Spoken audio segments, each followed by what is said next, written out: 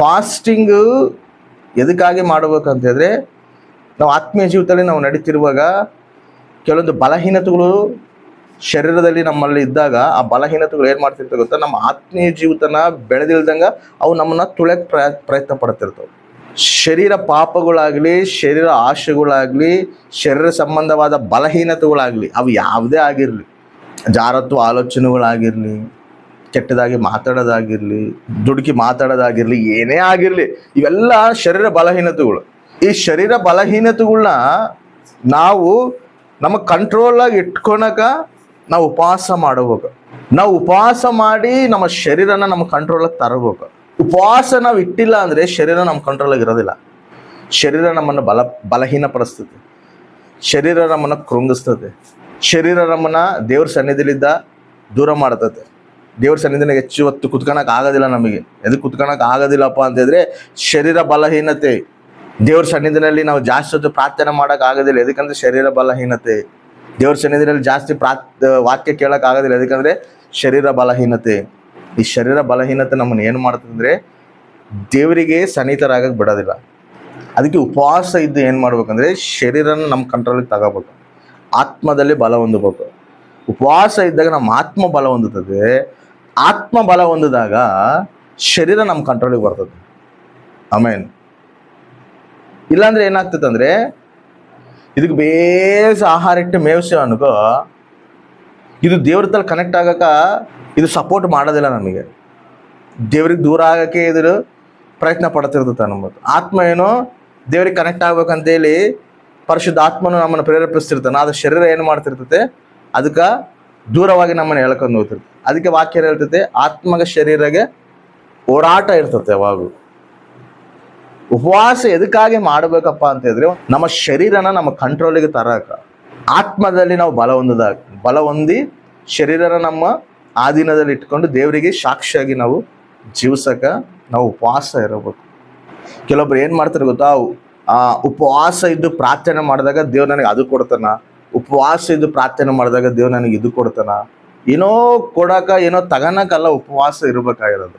ಉಪವಾಸ ಎದಕ್ಕೆ ಇರ್ಬೇಕಂದ್ರೆ, first of all ನಮ್ಮ ಒಂದು ಪಾಪಗಳನ್ನ ದೇವ್ರ ಸನ್ನಿಧಿನಲ್ಲಿ ಒಪ್ಕೊಳಕ, ಉಪವಾಸ ಇದ್ದು ಪಶ್ಚಾತ್ತಾಪ ಪಡಕ, ಮಾರು ಮನಸ್ಸು ಹೊಂದಿ ದೇವ್ರ ಸನ್ನಿಧಿನಲ್ಲಿ ನಾವು ಉಪವಾಸ ಇದ್ದು ನಾವು ದೇವ್ರ ಹತ್ರ ಗೋಳಾಡ್ಬೇಕು. ಅದಕ್ಕೆ ಹೇಳ್ತಾನೆ 7 ಗಂಟೆಗೆ ಅಂತಾನೆ, ಅಳಿರಿ ನೀವು, ಗೋಳಾಡಿರಿ ನೀವು ದೇವ್ರ ಹತ್ರ, ಮನಸ್ಫೂರ್ತಿಯಾಗಿ ನೀವು ಪಶ್ಚಾತ್ತಾಪ ಪಟ್ಟು ನನ್ನ ಕಡೆ ನೀವು ತಿರುಗಿರಿ. ಅವಾಗ ನಾನು ನಿಮ್ಮನ್ನ ಕನಿಕರಿಸಿ, ನೀವು ಬಟ್ಟೆಗಳೆಲ್ಲ ಹರ್ಕೋಬೇಕಾಗಿರೋದು ನಿಮ್ಮ ಹೃದಯ ನೀವು ಹರ್ಕೋರಿ. ಹೃದಯದಿಂದ ಪಶ್ಚಾತ್ತಾಪ ಪಡ್ರಿ. ನೀವು ಪಶ್ಚಾತ್ತಾಪ ಪಟ್ಟು ದೇವ್ರ ಸನ್ನಿಧಿಯಲ್ಲಿ ಉಪವಾಸ ಇರಬೇಕು. ಅದೇ ರೀತಿಯಲ್ಲಿ ನಮ್ಮ ಶರೀರನ ನಮ್ಮ ಕಂಟ್ರೋಲಿಗೆ ತರಕ ನಾವು ಉಪವಾಸ ಇರಬೇಕು. ಆತ್ಮದಲ್ಲಿ ಬಲ ಹೊಂದಬೇಕು. ನಾವು ಆತ್ಮದಲ್ಲಿ ನಾವು ಬಲ ಹೊಂದಿಲ್ಲಪ್ಪ ಅಂತ ಹೇಳಿದ್ರೆ ದೇವ್ರ ಚಿತ್ತನ ನಾವು ನೆರವೇರ್ಸಕ್ಕೆ ಆಗೋದಿಲ್ಲ. ನೀನು ಎಷ್ಟೇ ಪ್ರಾರ್ಥನೆ ಮಾಡು, ನೀನು ಎಷ್ಟೇ ಬೈಬಲ್ ಧ್ಯಾನ ಮಾಡು, ಮತ್ತೆ ನಿನ್ನ ಶರೀರ ಏನು ಮಾಡ್ತದೆ ಗೊತ್ತಾ, ನಿನ್ನ ಸೋಲಿಸ್ತಾನೆ ಇರ್ತದೆ. ನೀನು ಎಷ್ಟೇ ಆತ್ಮದಲ್ಲಿ ನಾನು ಬಲ ಹೊಂದೀನಿ ಅಂತ ನೀನು ಅನ್ಕೊಂತಿರ್ತೀಯಲ್ಲ, ಮತ್ತೆ ನಿನ್ನ ಶರೀರ ಏನು ಮಾಡ್ತದೆ ಗೊತ್ತಾ, ಅದು ನಿನ್ನ ಬಲಹೀನ ಪಡಿಸ್ತಾನೆ ಇರ್ತದೆ. ಅವಾಗ ನಿನಗೇನು ಅನಿಸುತ್ತಂದರೆ, ಅರೇ ನಾನು ದೇವ್ರ ಚಿತ್ತ ನೆರವೇರ್ಸಕ್ಕೆ ನನ್ನ ಕೈಲಿ ಆಗೋದಿಲ್ಲೇನೋ, ನಾನು ಬಲಹೀನನೇನೋ, ಎಷ್ಟು ನಾನು ದೇವ್ರ ಸನ್ನಿಧಿನಾಗ ಇರಬೇಕು, ನಾನು ದೇವ್ರ ಚಿತ್ತ ನೆರವೇರಿಸ್ಬೇಕು ಅಂತೇಳಿ ನಾನು ಅನ್ಕೊತೀನಿ. ಅದು ನನ್ನ ಕೈಲಿ ಆಗ್ತಿಲ್ಲ. ಎದಕ್ಕೆ ಆಗ್ತಿಲ್ಲ ಅಂದರೆ ಶರೀರ ನಮ್ಮ ಕಂಟ್ರೋಲಾಗಿಲ್ಲ. ಶರೀರ ಕಂಟ್ರೋಲಿಗೆ ನಾವು ಹೋಗ್ತೀವಿ. ಎದಕ್ಕೆ ಹೋಗ್ತೀವಿ ಅಂದರೆ, ಈ ಶರೀರನ ನಲಗೊಟ್ಟಬೇಕು. ಹೆಂಗ ಒಂದು ಶರೀರನ ನಾವು ಜಜ್ಜಬೇಕಪ್ಪ ಅಂತ ಹೇಳಿದ್ರೆ ಉಪವಾಸ ಇದ್ದು ಜಜ್ಜಬೇಕು. ಉಪವಾಸ ಇದ್ದಾಗ ನಾವು ಆತ್ಮದಲ್ಲಿ ಬಲ ಹೊಂದಿ ದೇವ್ರ ಚಿತ್ತ ನೆರವೇರ್ಸೋಕ್ಕಾಗ್ತದೆ. ಇಲ್ಲಾಂದರೆ ನೀವು ನೋಡ್ರಿ, ಮತ್ತೆ ನಾವು ಚೆನ್ನಾಗಿ ದೇವ್ರ ಚಿತ್ತಾನುಸಾರ ನಡಿಬೇಕಂತ ಅನ್ಕೊಂತಿರ್ತೀವಿ, ಆದರೆ ಶರೀರ ಏನು ಮಾಡ್ತದೆ ಗೊತ್ತಾ, ಯಾವುದೋ ಒಂದು ರೀತಿಯಲ್ಲಿ ನಮ್ಮನ್ನು ಬಲಹೀನ ಪಡಿಸ್ತದೆ. ಕೆಟ್ಟು ಮಾತಾಡೋದ್ರಾಗ ಆಗಲಿ, ಬಾಯಿ ಮಾತಾಡೋದ್ರಾಗ ಆಗಲಿ, ಇಲ್ಲಾಂದರೆ ಜಾರತ್ವ ಆಲೋಚನೆಗಳಾಗಲಿ, ಇಲ್ಲಾಂದರೆ ಸೋಮರಿ ಆಗಿರೋದಾಗಲಿ, ದೇವ್ರ ಸನ್ನಿಧಿನಲ್ಲಿ ಕುತ್ಕೋಬೇಕಂದ್ರೆ ದೇವ್ರ ಸನ್ನಿಧಿನಲ್ಲಿ ಜಾಸ್ತಿ ಹೊತ್ತು ಕುತ್ಕೊಳಕ್ಕೆ ಆಗೋದಿಲ್ಲ. ಶರೀರ ಕುತ್ಕೊಳಕ್ಕೆ ಬಿಡೋದಿಲ್ಲ. ಜಾಸ್ತಿ ಹೊತ್ತು ಬೈಬಲ್ ಓದಬೇಕಂದ್ರೆ ಬೈಬಲ್ ಓದಕ್ಕೆ ಬರೋ ಶರೀರ ಬಿಡೋದಿಲ್ಲ. ಏನು ಮಾಡ್ತದೆ ಗೊತ್ತಾ, ಒಂದು ಅಧ್ಯಾಯ ಓದೋಕ್ಕಿಲ್ಲ, ಅವಾಗ ಸಾಕು ಅಂದ್ಬಿಡ್ತದೆ. ಎದಕ್ಕಂಗೆ ಅನಿಸ್ತದೆ, ಶರೀರ ಬಲಹೀನತೆ. ಅದು ಆತ್ಮದಲ್ಲಿ ನಾವು ಬಲವಾಗಿಲ್ಲ. ಆತ್ಮದಲ್ಲಿ ನಾವು ಬಲವಾಗಿರ್ಬೇಕಂದ್ರೆ ಉಪವಾಸ ಇರಬೇಕು. ಉಪವಾಸ ಇದ್ದಾಗ ನಮ್ಮ ಆತ್ಮ ಬಲ ಪಡ್ತದೆ, ದೇವ್ರ ಶಕ್ತಿ ನಮ್ಮ ಒಳಗೆ ಬರ್ತದೆ, ಆತ್ಮಶಕ್ತಿ ನಮ್ಮ ಒಳಗೆ ಬರ್ತದೆ. ಅವಾಗ ಶರೀರ ನಮ್ಮ ಕಂಟ್ರೋಲಿಗೆ ಬರ್ತದೆ.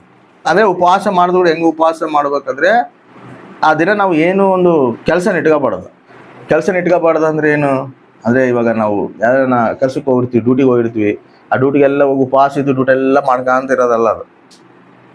ಅರ್ಥ ಆಯ್ತಾ? ವ್ಯಾಪಾರ ಮಾಡ್ತಿರ್ತೀವಿ, ವ್ಯಾಪಾರ ಮಾಡ್ಕೊಂತ ಉಪವಾಸ ಇರೋದಲ್ಲ ಅದು. ಹಂಗಲ್ಲ. ಉಪವಾಸ ಅಂದ್ರೆ ಏನು? ದೇವ್ರ ಸನ್ನಿಧಿಯಲ್ಲಿ ನಾವು ಕಲಿಬೇಕು, ದೇವರಿಗೆ ಹತ್ರವಾಗಿರಬೇಕು.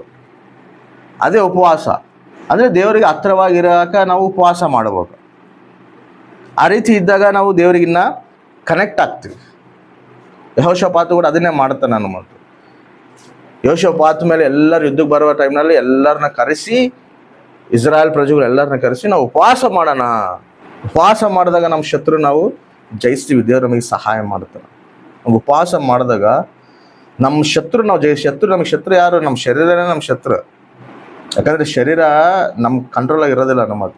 ನಮ್ಮ ಕಂಟ್ರೋಲ್ ನಮ್ಮ ಶರೀರ ಇರಬೇಕಂದ್ರೆ ನಾವು ಆತ್ಮದಲ್ಲಿ ಬಲ ಹೊಂದಬೇಕು. ಇಲ್ಲದ್ರಿಗಿನ ಶರೀರ ಏನು ಮಾಡ್ತದೆ ಗೊತ್ತಾ? ನಮ್ಮ ಆತ್ಮನ ನಾಶನ ಮಾಡಿಬಿಡ್ತದೆ, ನಮ್ಮ ಭಕ್ತಿ ಜೀವಿತ ನಾಶನ ಮಾಡಿಬಿಡ್ತದೆ, ನಮ್ಮ ಸಾಕ್ಷಿ ಜೀವಿತ ನಾಶನ ಮಾಡಿಬಿಡ್ತದೆ, ನಾವು ದೇವ್ರದಲ್ಲಿರೋ ಕನೆಕ್ಟಿವಿಟಿ ನಾಶನ ಮಾಡಿಬಿಡ್ತದೆ. ಅದಕ್ಕೆ ನೀವು ಈ ಒಂದು ಶರೀರ ಹೆಚ್ಚಲಿದ್ದ ನೀವು ಓಡಿ ಹೋಗ್ರಿ ಅಂತ ಹೇಳ್ತಾನೆ. ದೂರ ಇರ್ರಿ.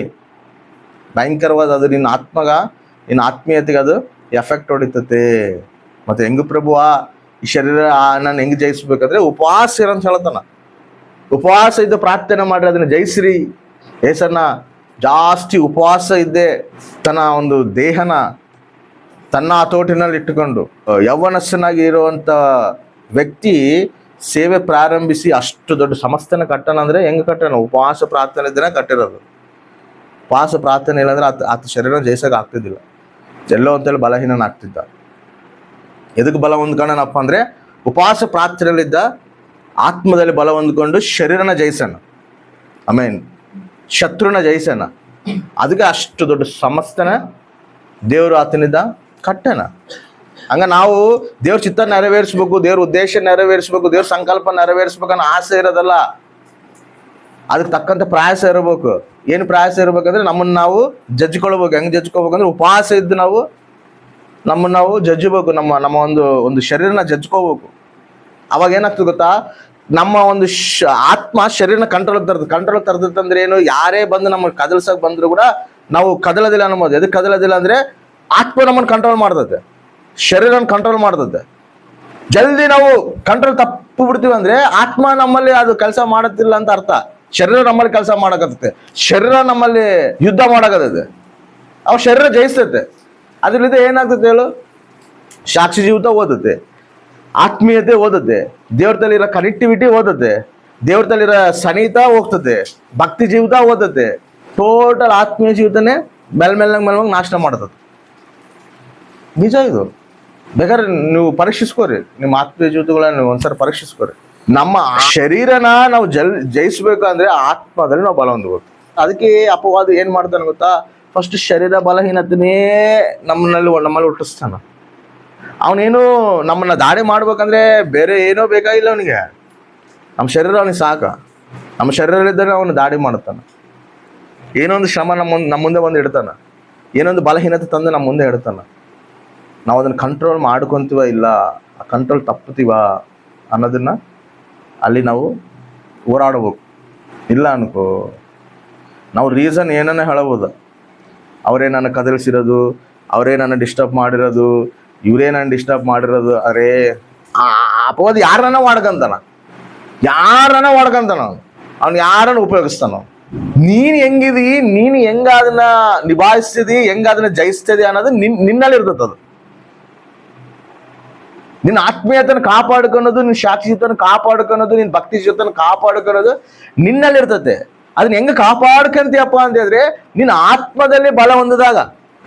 ಆತ್ಮದಲ್ಲಿ ನಿನ್ನ ಬಲ ಹೊಂದಿಲ್ಲ ಅಂದ್ರೆ ನಿನ್ನ ಶರೀರ ನಿನ್ನಲ್ಲಿ ವಿಜೃಂಭಿಸ್ತದೆ, ಕಂಟ್ರೋಲ್ ತಪ್ತಿ ನೀನು. ಅದಕ್ಕೆ ಉಪವಾಸ ಇರಬೇಕು, ಉಪವಾಸ ಇದ್ದು ಜಯಿಸಬೇಕು. ಅದನ್ನು ಕೇಳಬೇಕು, ದೇವಾ ನಾನು ಈ ಒಂದು ಶರೀರನ ಜಯಿಸಬೇಕು, ಈ ಶರೀರ ಮೇಲೆ ನನಗೆ ಯುದ್ಧ ಐತೆ ಪ್ರಭು, ಆತ್ಮದಲ್ಲಿ ನನ್ನ ಬಲಪಡಿಸು, ಈ ಯುದ್ಧದಲ್ಲಿ ನನಗೆ ಜಯ ದಯಪಾಲಿಸು. ನನ್ನ ಶರೀರ ನನ್ನ ಕಂಟ್ರೋಲಿಗೆ ಬರಬೇಕು, ನಾನು ಹೇಳ್ದಂಗೆ ಶರೀರ ಕೇಳಬೇಕು. ಅವಾಗ ಏನಾಗ್ತದೆ ಗೊತ್ತಾ, ಆತ್ಮ ಬಲ ಒಂದು ಆತ್ಮಜ್ಞಾನಲಿದ್ದ ನಾವು ಶರೀರನ ಜಯಿಸ್ತೀವಿ. ಅದಕ್ಕೆ ಉಪವಾಸ ಪ್ರಾರ್ಥನೆ ಎದಕ್ಕೆ ಮಾಡ್ಬೇಕಂದ್ರೆ ಏನೋ ಆಚರಣೆ ರೂಪದಲ್ಲಿ ಮಾಡೋದಿಲ್ಲ.